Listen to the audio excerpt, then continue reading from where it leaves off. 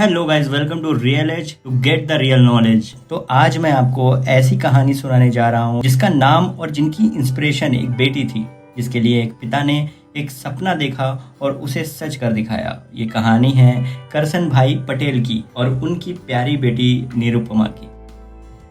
ये बात है 1969 की, जब करसन भाई पटेल एक मिडिल क्लास फैमिली में रहते थे और एक सरकारी लैब असिस्टेंट की नौकरी करते थे। उनकी दुनिया उनकी छोटी बेटी निरुपमा के इर्द गिर्द घूमती थी। करसन भाई अपनी बेटी को बहुत प्यार करते थे, लेकिन एक दिन उनकी जिंदगी में एक ऐसा हादसा हुआ जिसने सब कुछ बदल के रख दिया। उनकी बेटी निरुपमा का एक बीमारी के कारण देहांत हो गया।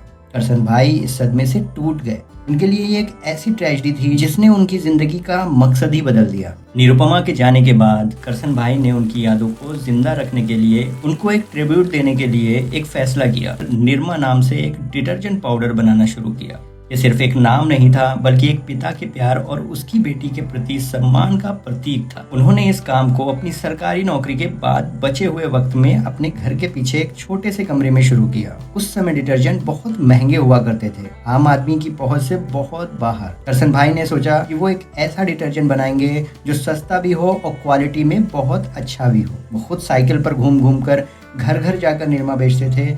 इसकी कीमत उन्होंने सिर्फ 3 रुपए रखी थी, जबकि उस समय के ब्रांड्स 13 रुपए पर किलो के हिसाब से बेचते थे। करसन भाई का मकसद सिर्फ पैसा कमाना नहीं था, बल्कि अपनी बेटी की यादों को एक पहचान देना था। उनकी मेहनत और लगन रंग लाई। लोगों को निरमा की क्वालिटी और उसकी कम कीमत पसंद आने लगी। जब सेल्स बढ़ने लगी तो करसन भाई पटेल जी ने अपनी नौकरी छोड़कर पूरा ध्यान ये बिजनेस में लगा दिया। उन्होंने Nirma washing powder Nirma jingle बनवाया, जो इतना पॉपुलर हुआ कि हर घर में लोग उसे गुनगुनाने लगे। 1985 तक निरमा भारत का सबसे ज्यादा बिकने वाला डिटर्जेंट बन गया था और उसने बड़े बड़े विदेशी ब्रांड्स को भी पीछे छोड़ दिया था। आज निरमा एक मल्टी बिलियन डॉलर कंपनी है और इसकी शुरुआत एक पिता के अपनी बेटी के लिए किए गए प्यार और डेडिकेशन से हुई थी। करसन भाई की कहानी हमें सिखाती है कि एक इंसान की मेहनत और अपने मकसद के प्रति लगन उसे कहीं भी पहुंचा सकती है। सिर्फ एक बिजनेस स्टोरी नहीं, बल्कि एक पिता के प्यार और उसकी बेटी के नाम को अमर करने की एक इमोशनल जर्नी भी है।